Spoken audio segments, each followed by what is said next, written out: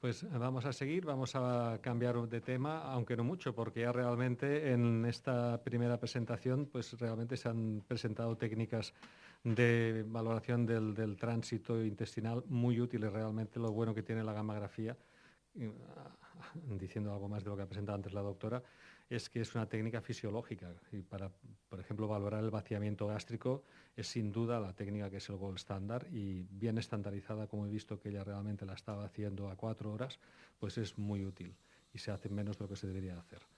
Y ahora lo que vamos a hacer es seguir un poco con el tema y vamos a hablar primero de todo de cómo el manejo de la disfagia.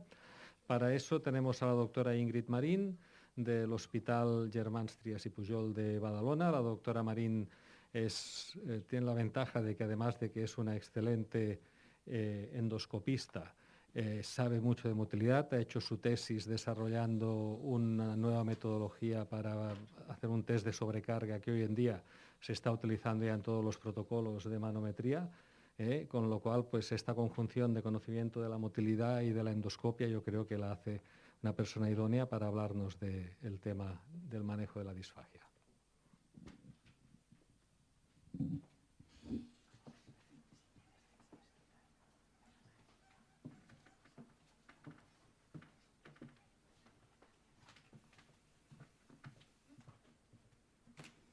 Bueno, buenas tardes a todos. Quería sumarme al agradecimiento de la coordinadora de la jornada y al doctor Serra también por esa gran presentación y agradeceros a toda la organización por el enorme esfuerzo que estáis haciendo en esta jornada tan atípica, pero que creo que está siendo muy exitosa.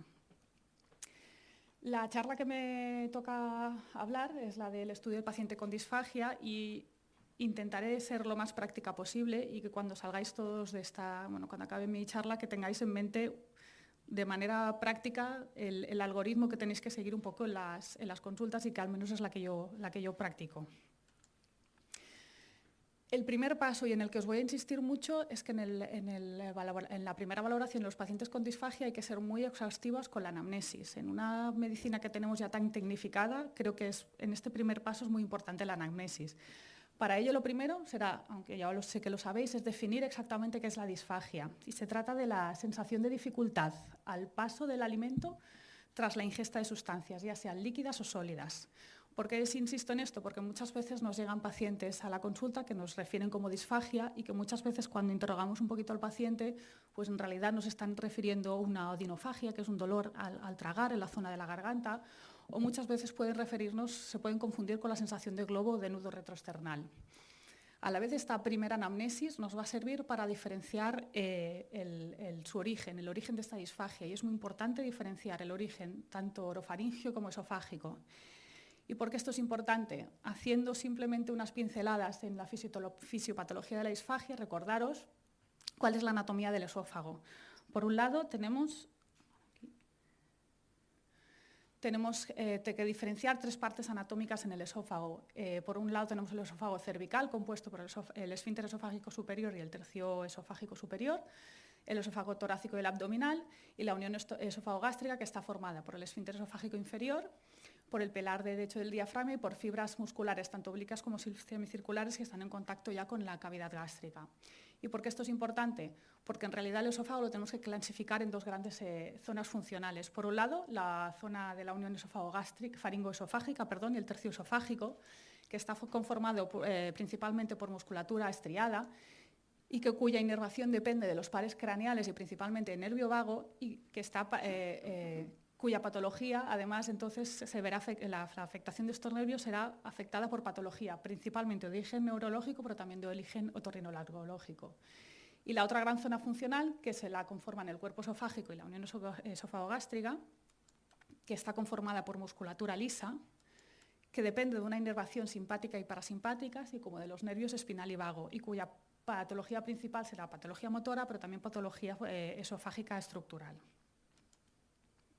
Así, en esta primera visita de un paciente que nos refieren por disfagia, debemos aclarar mucho si se trata de una disfagia alta, y esto por eso insisto es en la anamnesis. El paciente refiere episodios de atragantamiento, muchas veces de tos, incluso de regurgitación nasal del líquido que acaba de ingerir, y habitualmente está referida a ingesta de líquidos. Para este tipo de disfagia, de la disfagia alta, será importante realizar una exploración neurológica exhaustiva, así como una exploración de la zona cervical. Y habitualmente las exploraciones complementarias que nos ayudarán a realizar el diagnóstico serán la realización de un TAC craneal o cervical y estudios neurofisiológicos que veremos ahora con un poquito más de detalle. Por otro lado, si al interrogar nos hará sospechar el hecho de que sea una disfagia baja, el hecho de que el paciente la señale, muchas veces no la señala a nivel retroesternal, suele estar más relacionado con la ingesta de sólidos, aunque muchas veces también de líquidos. Explican a la vez muchas veces dolor torácico, regurgitación y a veces se asocia a la pérdida de peso. En este caso, la exploración física no nos resultará de mucha ayuda y debemos pensar más en las exploraciones que debemos continuar. Será muchas veces, la principal será una prueba de imagen esofagogástrica y en otro término unas exploraciones de motilidad esofágica. A modo de resumen, con esta primera aproximación debemos pensar que si estamos delante de una disfagia alta, debemos pensar, como hemos dicho, en patología neurológica y muscular o de origen otorrino, principalmente pacientes ancianos con antecedentes de AVC, alteraciones neurológicas que afectan a la deglución, como son la esclerosis múltiple, la esclerosis lateral amiotrófica y afectaciones musculares como la distrofia muscular o la miastenia. Y en el caso de las patologías de otorrino, normalmente son secundarias a patologías neoplásicas, pero muchas veces también a diginergias del esfínter esofágico superior o por compresiones extrínsecas. En cambio, cuando nos encontramos ante una disfagia de origen bajo o disfagia esofágica, debemos pensar primero en compresiones o en afectaciones que afecten de manera obstructiva, como son las neoplasias, como compresiones extrínsecas o estenosis, pero también en patologías inflamatorias o motoras, que ahora veremos también con más detalle cómo tenemos que proseguir con su diagnóstico. A manera de pinceladas, cuando tenemos la sospecha de una disfagia alta, normalmente es una patología que desde nuestra especialidad no vemos, que muchas veces llevan tanto otorrinos como unidades de cirugía y demás. Los estudios que hemos visto en neurofisiológicos, los principales son los que los explico aquí. Por un lado, el test de viscosidad-volumen, que muchas veces también se asocian al test de videofluoroscopia, que consiste en la administración de diferentes texturas, ya sea en néctar, miel o pudding, que se administran en protocolos en diferentes volúmenes, de 5 a 20 milímetros, y se aseguran si las degluciones se hacen con seguridad de los pacientes. Esto a veces va acompañado, que es normalmente la técnica que nos valora tanto el tipo de disfagia alta como la cantidad de esta alteración, es la videofluoroscopia, en la que se administra estas texturas en diferentes protocolos y se administra al paciente a la vez que se hace una radiología con videofluoroscopia en directo y se valora el paso del volumen de la cavidad oral hacia el esófago, se valora el paso correcto a nivel de orofaringio y a la vez si hay aspiraciones o pasos hacia vía aérea. Por otro lado, cuando estamos ante una sospecha de una disfagia esofágica, es decir, baja, después de la anamnesis, lo primero que debemos hacer es una prueba de imagen. Actualmente, el gold estándar en este sentido es la gastroscopia. Y lo primero que debemos descartar es una causa obstructiva. En caso de que haya presencia de signos de alarma, es decir, pérdida de peso, síndrome tóxico, episodios claros de disfagia sólidos, incluso con impactaciones, lo primero y lo que tenemos que sospechar y descartar es una neoplasia esofágica. En este caso es lo primero que debemos descartar, lo más grave y la primera opción. Pero existen muchas otras causas de obstrucciones mecánicas, en este caso, que nos podemos encontrar en esta misma endoscopia. Existen alteraciones secundarias a alteraciones pépticas, como son los anillos de Schatzki o estenosis péptica. Puede haber un divertículo de Zenker, cuando en este caso queda un poquito en la zona límite entre la disfagia alta y la baja. Nos podemos encontrar con estenosis por radioterapia, ya sean por causas de otorrino, por neoplasias otorrinolargológicas como con antecedentes de neoplasias esofágicas, más raramente síndrome de Plummer-Vinson, muy frecuente ya en la actualidad de estenosis por ingesta posquirúrgicas o posfunduclipicaturas, o por radioterapias, como hemos dicho, pero también también podemos encontrar estenosis por compresiones extrínsecas, donde vemos una estenosis o una cierta resistencia al paso de la luz del endoscopio cuando pasamos a nivel de la cavidad de la luz esofágica. Pero esta disfagia también se puede producir por causas inflamatorias. ya sea por una esofagitis por reflujo en grado A, en grado B, C, muchas veces, que también produce estas estenosis, por infecciones, candidiasis, son muy comunes en inmunodeprimidos, virus de herpes simplex, CMVs, VIH, con diferentes aftas, con diferentes morfologías que tenemos que tener presentes. Úlceras esofágicas secundarias a ingesta de fármacos, como son la doxiciclina o el ácido alendrónico, que también tenemos tener presentes cuando se producen, cuando encontramos una úlcera solitaria a nivel esofágico, o como hemos dicho también, la ingesta aguda, pero en este caso de cáusticos, ya sea por eritema, por esfacelos o por una propia erosión. Si nos encontramos, a pesar de todo esto, si hemos hecho una gastroscopia y nos encontramos con una endoscopia normal, por protocolo y ante un estudio de una disfagia, siempre debemos pensar en la esofagitis eosinofílica. Por eso, por protocolo, siempre debemos realizar, ante un estudio de una disfagia con una endoscopia normal, debemos realizar siempre unas biopsias esofágicas. Sí que es verdad que ahora cada vez más estamos más sensibilizados, sobre todo en las unidades de endoscopia, y ya estamos más sensibles a ver determinados signos, como estos aspectos anillados del esófago que nos hacen pensar en esta entidad, pero a pesar de todo, en caso de disfagia con esófago normal, debemos tomar biopsias esofágicas. Si a pesar de todo esto, hemos dicho, con gastroencopia normal, con biopsias esofágicas normales, lo siguiente que nos debemos plantear en nuestro algoritmo diagnóstico de este estudio de esta disfagia esofágica es pensar en un trastorno motor. Para ello, el gol estándar es la realización de una manometría esofágica. Aquí me detendré un poquito más porque sé que es una técnica que no está tan ampliamente extendida, pero aquí mi deber es intentar explicarlo un poquito.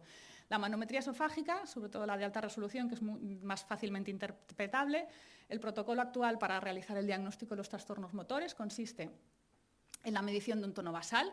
Esto es el registro basal de una manometría esofágica. Vemos en color verde y naranja lo que sería como unas montañas de alta presión donde se identifican el esfínter esofágico superior y el esfínter esofágico inferior, y en esta zona de azul lo que sería el cuerpo esofágico. La sonda de la manometría no es más que como una sonda nasogástrica que se introduce hasta que en la pantalla que nosotros vemos podemos visualizar ambos esfínteres. Bien, después de un registro de tono basal, lo que se hace es con el paciente en decúbito supino se le administran, separado en 20-30 segundos, degluciones de 5 mililitros cada uno, y estas degluciones son las que se analizarán posteriormente para obtener el diagnóstico de un trastorno motor.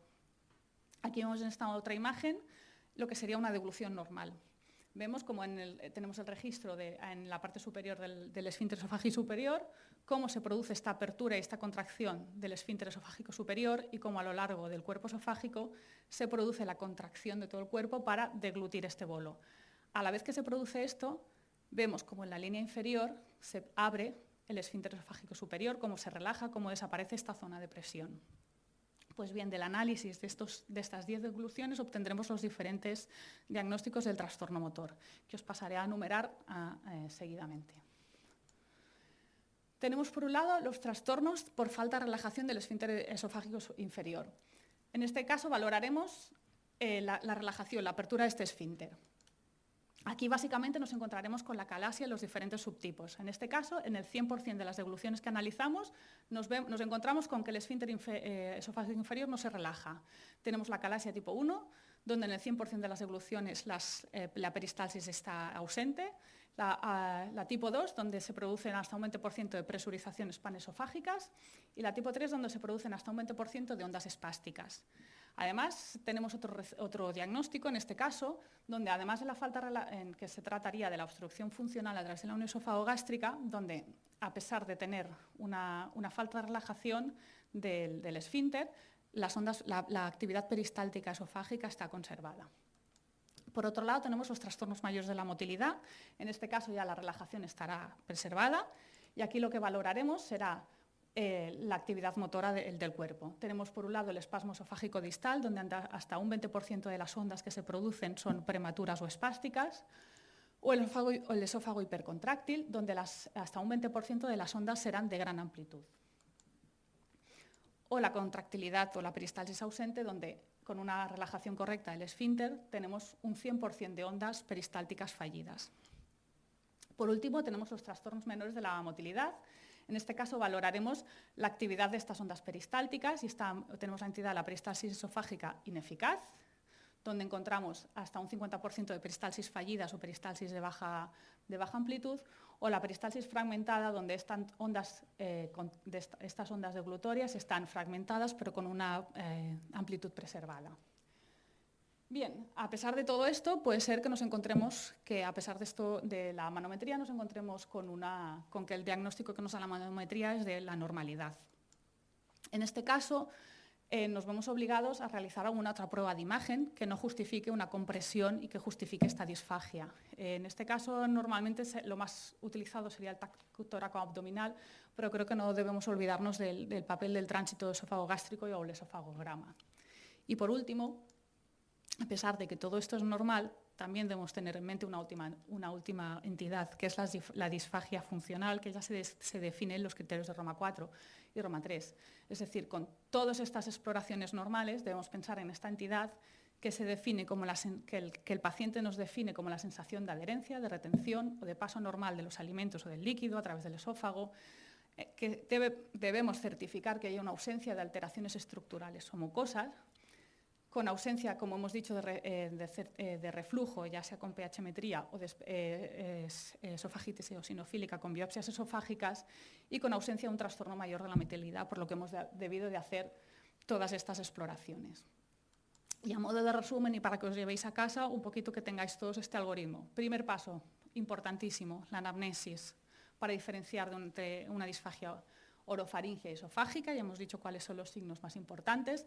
En el caso de la disfagia orofaringia será importante realizar una exploración física, muchas veces solicitar un TAC, ya sea craneal o cervical, en función de la sospecha de la patología que tengamos, y la mayoría de las veces, en nuestro caso, deberemos derivar a un especialista pertinente. Pero en el caso de que sospechemos una disfagia esofágica, deberemos realizar, lo primero es una gastroscopia. En caso de normalidad, realizar biopsias esofágicas.